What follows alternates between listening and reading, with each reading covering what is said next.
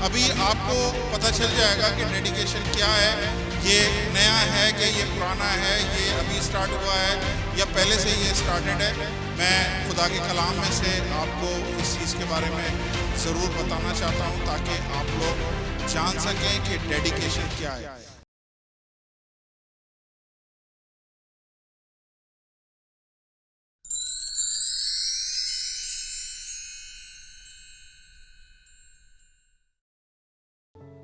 आज हमारे चर्च में इस चर्च का इस वक्त का सबसे छोटा मेंबर आया हुआ है।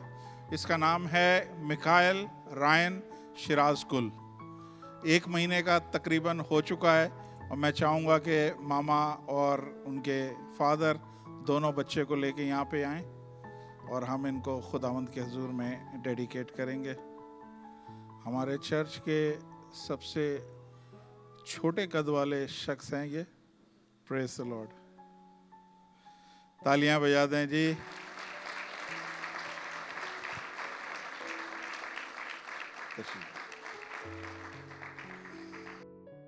मैं आज चेक कर रहा था, कोविड के बाद ये 12वां बच्चा है जो चर्च में पैदा हुआ है। Praise the Lord, hallelujah. तो किसी ने बोला था ना, कोविड के इंजेक्शन लगा लोगे, टीके लगा लोगे तो औलाद नहीं होगी। तो खुदा अपना काम कर रहा है। Praise the Lord, hallelujah. आइए 10 मिनट सिर्फ मुझे चाहिए ताकि इन लोगों के सामने हम खुदा के कलाम में से शेयर कर सकें डेडिकेशन क्या होती है। आप में से भी बहुत सारे नए लोग हैं, बहुत सारे ऐसे लोग हैं जिनको नहीं पता डेडिकेशन क्या होती है, क्योंकि आप में से लोगों का ख्याल बहुत सारों का ये है कि हमने डेडिकेशन का जिक्र कभी भी नहीं सुना। हमने क्रिस्टनिंग का जिक्र सुना है कि जब बच्चा पैदा होता है तो हमारे इंडिया पाकिस्तान में क्रिस्टनिंग होती है। क्रिस्टनिंग क्या होती है? क्रिस्टनिंग में बच्चे को चर्च में लाया जाता है, उनका बच्चे का नाम चर्च में बताया जाता है कि ये बच्चा हमारे यहाँ पैदा हुआ है, ये नाम है। आप समझ ले, क्रिस्टनिंग जो है वो एक क्रिश्चियन कम्युनिटी में बच्चे को इंट्रोड्यूस कराया जाता है कि ये बच्चा इस चर्च में, इस कम्युनिटी में पैदा हुआ है। कुछ जगहों पे क्रिस्टनिंग के टाइम पे ही बच्चे को बैप्टिज्म भी दे दिया जाता है, और मैं समझता हूँ कि बाइबल में कहीं इसका जिक्र नहीं है कि बच्चे को 1.25 महीने के बाद या पैदाइश के फ़ौरन बाद बपतिस्मा दे दिया जाए, क्योंकि कलाम में लिखा हुआ है कि बपतिस्मा लाने से पहले ईमान लाना ज़रूरी है, और ईमान लाने के लिए दिल से ईमान लाना चाहिए और मुंह से उसका इकरार करना ज़रूरी है। तो बच्चा इस काबिल नहीं होता कि वो ईमान ला सके, ना वो मुंह से इकरार कर सकता है। तो बपतिस्मे की जो प्री रेक्विजिट कंडीशन है वो पूरी नहीं होती है। बच्चे को नहीं पता, अगर उसके कान में आप अजान दे दें उसको नहीं पता क्या हो रहा है, कोई भजन गा दें उसको नहीं पता क्या हो रहा है। तो डेडिकेशन क्या है? ये इस चर्च की कोई नई रिवायत है या कोई नया कोई टीचिंग है? नहीं, अभी आपको पता चल जाएगा कि डेडिकेशन क्या है। ये नया है कि ये पुराना है, ये अभी स्टार्ट हुआ है या पहले से ये स्टार्टेड है। मैं खुदा के कलाम में से आपको इस चीज़ के बारे में ज़रूर बताना चाहता हूँ ताकि आप लोग जान सकें कि डेडिकेशन क्या है। डेडिकेशन का मतलब है कि किसी चीज़ को सेट असाइड, सेपरेट करना या मखसूस करना। तो डेडिकेशन का मतलब ये है कि ये बच्चा हमें खुदा ने दिया है और हम खुदा के लिए इसको मखसूस कर रहे हैं, खुदा के लिए इसको तैयार करेंगे। मेरे साथ एक हवाला देख लें, साम 127 वर्स 3। देखो, औलाद खुदावंद की तरफ से मिरास है और पेट का फल उसकी तरफ से अजर है। लो, children are a heritage of Jehovah and the fruit of the womb is the reward. Bible में लिखा है कि औलाद क्या है? खुदावंद की तरफ से मीरास है। मीरास का मतलब ये है कि इनहेरिटेंस है। कुछ आप इसे इस तरह से ले लें, औलाद जो है खुदावंद की प्रॉपर्टी है। समझ रहे हैं आप? औलाद किसकी प्रॉपर्टी है? ये आप दोनों की प्रॉपर्टी नहीं है, ये खुदा की प्रॉपर्टी है, और खुदा आप दोनों को दे रहा है ताकि आप इसकी देखभाल कर सकें। तो माँ बाप क्या होते हैं? माँ बाप कस्टोडियन होते हैं, माँ बाप मैनेजर होते हैं। माँ बाप पे खुदा ने फजल किया है कि उन्हें ये औलाद दी है ताकि माँ बाप एक दूसरे के साथ मिल के रहें। लाइफ टाइम इस बच्चे की वजह से आप लोगों ने सेपरेट नहीं होना। इस बच्चे को इस कमिटमेंट के साथ देखें, ये कोई सेलिब्रेशन नहीं है, ये कमिटमेंट है। मैं हमेशा बोलता हूं कि ये कमिटमेंट है, और जो कमिटमेंट स्टार्ट होती है माँ बाप से। और कमिटमेंट क्या है कि आपने इस बच्चे को खुदावंद के नॉलेज में, खुदावंद के घर में इसको ग्रो करना है। आपने इसको यीशु के बारे में बताना है। इनिशियल टीचिंग आपने इसको खुदावंद के बारे में देनी है। इसको खुदावंद में ग्रो करना है। इसकी ज़रूरत की सारी चीज़ें जो कुछ भी चाहिए, इसको प्रेयर करना सिखाना है। इसके लिए मिलके प्रेयर करना है। इसके लिए बढ़ले जितने भी डिफरेंसेस बीच में आ जाएं, आप लोगों ने अलग नहीं होना। इसके लिए आप लोगों ने मिल के रहना है। हालेलुया। तो खुदा क्या बोल रहा है? खुदा बोल रहा है ये मेरी प्रॉपर्टी है, ये आपकी प्रॉपर्टी नहीं है। और खुदा ने वो प्रॉपर्टी आपके साथ शेयर करी है। अब बड़ी जिम्मेदारी है कि खुदा की प्रॉपर्टी को आप किस तरह से यूज कर रहे हैं, किस तरह से उसकी देखभाल कर रहे हैं। तो ये आज आप दोनों की इस जगह पे कमिटमेंट है कि हमने खुदावंद के, खुदा ने अगर कुछ फजल, बेशुमार जोड़े हैं अभी तक वेट कर रहे हैं औलाद का, बेशुमार जोड़े हैं, लाखों करोड़ों मिलियन, वो बोलते हैं हमसे ले लो औलाद दे दो, औलाद नहीं हो रही है। तो खुदा ने ये फजल किया है कि आपको औलाद दी है। तो ये समझ के हमेशा रखिएगा कि ये आपका बच्चा नहीं है कि कभी भी इधर उधर लगा दिया आपने ठीक है इसको लगाना है, लेकिन जब जरूरत पड़े ये ख्याल रखिएगा कि ये खुदा की प्रॉपर्टी है और खुदा के पास एक दिन मैंने वापस भेजनी है। Hallelujah, praise the Lord. तो डेडिकेशन जो है ये बेसिकली कोई नई चीज नहीं है। ये एक तरह से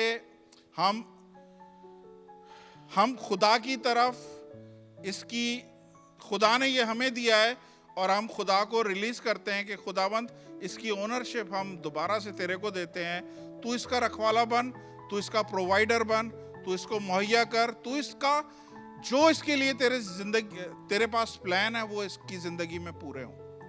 हालेलुया, प्रेज द लॉर्ड। समझ में आ रहा है आप लोगों को? देखें, एक हन्ना नाम की एक औरत थी, आपको पता है सबको। पहला शमूएल चैप्टर 1 वर्स 25 और 26। और वो कहने लगी, ऐ मेरे मालिक तेरी जान की कसम, ऐ मेरे मालिक मैं वही औरत हूँ जिसने तेरे पास यहाँ खड़े होकर खुदावंद से दुआ करी थी। नेक्स्ट, मैं इस लड़के के लिए दुआ की थी और खुदावंद ने मेरी मुराद जो मैंने उससे मांगी थी पूरी करी है। नेक्स्ट, इसलिए मैं भी इसे खुदावंद को दे दिया है। ये अपनी जिंदगी घर के लिए, जिंदगी भर के लिए एक्चुअली खुदावंद को दे दिया है। तब उसने वहां खुदावंद के आगे सजदा किया। ये हन्ना थी। यहां से हमें पता चला है डेडिकेशन क्या होती है, किस तरह हम अपनी औलाद को जो खुदा ने हमें दी है, हम खुदा को वापस उसके हाथों में दे सकते हैं। कि किस तरह ये हन्ना, आप सब इस स्टोरी से वाकिफ हैं, कोई मैं डीप में नहीं आ रहा। किस तरह से ये परेशान थी औलाद के लिए, और इसने वहीं पे ऐद किया था कि अगर तू मुझे औलाद नरीना देगा तो मैं उसे तुझे वापस कर दूंगी। यहां से पता चलता है कि खुदा किस तरह चाहता है कि खुदा जो आपको देता है आप उसको खुदा की तरफ किस तरह से दे सकते हैं। हालेलुया। जब हम वो बच्चा जो खुदा ने हमें दिया है हम खुदा के हाथ में वापस देते हैं, मैं आपको बता रहा हूं खुदा ने जो प्लान उस बच्चे के लिए किए होते हैं वो प्लान 100% उसकी जिंदगी में होंगे। मैं अभी थोड़ी देर में प्रूफ कर देता हूं। एक और हवाला देखिएगा, लूक 2 वर्स 22। फिर जब मूसा की शरीयत के मुआफिक उनके पाक होने के दिन पूरे हो गए तो वो उसको यरूशलेम में लाए ताकि खुदावंद के हुजूर हाजिर करें। ये कौन है? ये खुदावंद यीशु मसीह है। खुदावंद यीशु मसीह को जब वो बच्चा था, 1.25 महीने का था या कुछ हफ्तों का था, तो उसके माँ बाप उसको हैकल में लेके आए ताकि मूसा की शरीयत के मुआफिक उसको डेडिकेट करें। खुदावंद यीशु मसीह को डेडिकेट किया गया था। तो फिर मैं और आप कौन होते हैं? अगर खुदावंद यीशु मसीह को जरूरत है डेडिकेशन की, तो मुझे और आपकी औलाद को इससे भी ज्यादा जरूरत है कि हम खुदा के हुजूर में अपने बच्चे को डेडिकेट करें। Hallelujah, hallelujah. समझ आ रही है आप लोगों को? ध्यान था आपका? थोड़ा सा था। Praise the Lord, praise the Lord. अच्छा चलें, एक जेनेसिस चैप्टर 22 वर्स 9। और इस जगह पहुंचे, ये अब्राहम कुर्बानी चढ़ाने जा रहा है। अब ये आखिरी हिस्सा आप ध्यान से सुनिएगा। और उस जगह पहुंचे जो खुदा ने बताई थी, वहां अब्राहम ने कुर्बानगाह बनाई, उस पर लकड़ियां चुनी और अपने बेटे को इसाक को बांधा और उसे कुर्बानगाह पे लकड़ियों के ऊपर रख दिया। अब्राहम ने क्या किया है? एक ऑल्टर बनाया है, मान लें ये ऐसा ऑल्टर बनाया है, और उसने अपनी औलाद को उस ऑल्टर पे बांध दिया है। सुन रहे हैं? उस औरत ने, हन्ना ने क्या किया था? अपना बच्चा खुदावंद के घर में दे दिया था कि ये यहीं पे बड़ा होगा, यहीं पे ये खुदा की चीजें सीखेगा, खुदा के बारे में सीखेगा। लेकिन यहां अब्राहम एक स्टेप आगे गया है। अब्राहम ने क्या किया है? इसे ऑल्टर पे बांध दिया है। मेरे और आप में क्या ऐसी कमिटमेंट है कि हम अपनी औलाद को इस तरह खुदा के हुजूर नजर करें कि वो ऑल्टर पे हमेशा तैयार रहे? मान लें ये 100 साल के बाद अब्राहम को औलाद पैदा हुई है, और अब्राहम के लिए कितनी नूर नजर होगी, कितनी ज्यादा इंपॉर्टेंट होगी वो औलाद। और उसी औलाद को खुदा ने बोला, मुझे तेरा बच्चा चाहिए, कुर्बान कर दे मेरे लिए। बाज़ दफा हम जिस चीज को बहुत ज्यादा अपने पास रखना चाह रहे होते हैं, या बहुत ज्यादा हम दिलो जान से उसको अजीज रख रहे होते हैं ना, खुदा वही चीज मांग लेता है कि आई नीड दैट वन। आप में से बहुत सारे लोग हैं जो जॉब की वजह से चर्च नहीं आते हैं। क्या होगा? खुदा बोलेगा, मुझे जॉब चाहिए, तुझे बहुत अजीज है ना, गिव मी दिस जॉब। आपको अपनी इज्जत हो सकता है बहुत प्यारी, और खुदा मांग ले, मुझे ये चाहिए। क्या मेरे नाम के लिए बेइज्जत हो सकते हो? आपके पास पैसा है, खुदा को पैसा चाहिए। जो चीज आपको दिलो जान से अजीज है, खुदा वो आपसे मांग सकता है। इसलिए खुदा मांगने से पहले अगर हम खुद खुदा को दे दें तो वो ज्यादा अच्छा है। खुदा ने मांगा, अगर अब्राहम यहां पे ना करता, सुन रहे हैं आप? अगर अब्राहम यहां पे ना करता तो आपको पता है कि ये कुर्बानी का कितना बड़ा असर था। पूरी बाइबल, पूरा न्यू टेस्टामेंट, ओल्ड टेस्टामेंट इस कुर्बानी के जरिए आगे चला है। अब्राहम को वो नाम नहीं मिलता जिस नाम में खुदा अपने आप को प्राउड फील करता है। खुदा आज भी बोलता है, मुझे पुकारो कि मैं अब्राहम का बाप, इसहाक का बाप और याकूब का बाप हूं। उसने, अब्राहम ने हां किया तो बाइबल बताती है कि आइजक जो है एक वेल्दी पर्सन था, एक प्रॉस्पर आदमी था। अब्राहम खुद एक वेल्दी आदमी था, पोजीशन वाला था। उसकी औलाद जितनी हुई है आइजक से, ये आइजक है, आइजक की बात हो रही है। आइजक एक बड़ा नामवर बंदा बना, उसके औलाद जितनी थी वो जोरावर बनी। आपको नजर आ रहा है कि सारी कौम इसी जगह से निकली है। तो क्या हुआ? सुनिएगा एक ध्यान से बात। अगर उस टाइम पे अब्राहम अपनी औलाद को ऑल्टर पे नहीं देता तो वो जो भी प्लान खुदा के देना इस बच्चे के लिए, वो कभी भी पूरे नहीं होते। इसी बच्चे की नस्ल में से, अब्राहम की नस्ल में से, आइजक की नस्ल में से एक दिन यीशु मसीह ने आना था। आपको नहीं पता, जब आप चीजों को रोक रहे होते हैं, खुदा को नहीं दे रहे होते हैं, तो खुदा के आगे क्या प्लान है उस बच्चे के लिए, आपको कोई आइडिया नहीं। तो अच्छी चीज क्या होती है कि हम ओनरशिप खुदा के बच्चे की, जो खुदा ने दिया है, खुदा के हाथ में दें। और जब खुदा के हाथ में वो बच्चा दोबारा आता है तो उसके पढ़ने लिखने का आपको फिक्र करने की जरूरत नहीं।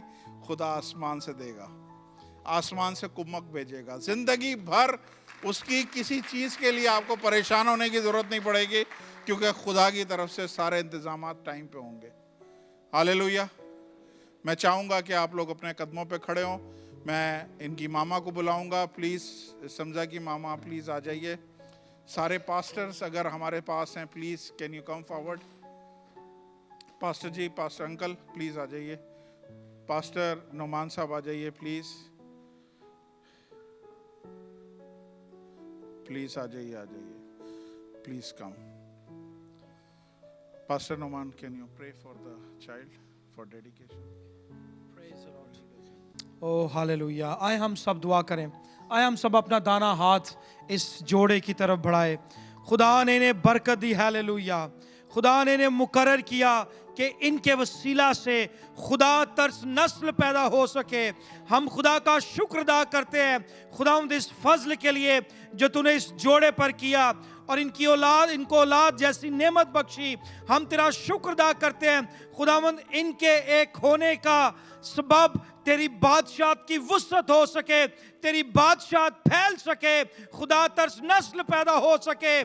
खुदावंद इन दोनों को, इस कपल को ये फजल बख्श दे कि खुदावंद इस बच्चे की परवरिश ये खुदावंद इस तरह कर सके कि जब ये बूढ़ा भी हो, जब ये जवान भी हो, तो ये जान सके कि यीशु मसीह ही खुदावंद है, मौजूद का खुदा है, जलाली खुदा है.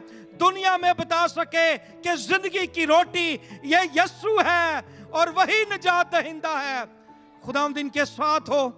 खुदावंद जब इन्होंने चर्च में इस बच्चे को डेडिकेट किया है, यीशु नाम से ये बच्चा डैनियल जैसी गैरत रखे, यीशु नाम से यूसुफ जैसा इसका किरदार हो, यीशु नाम से तिमोथियस जैसा इसका ईमान बढ़ाता जा और यीशु नाम से ये यूहन्ना आरिफ जैसा मुकाशफाती कलाम नाज़िल हो और यीशु तेरी बरकत आती रहे.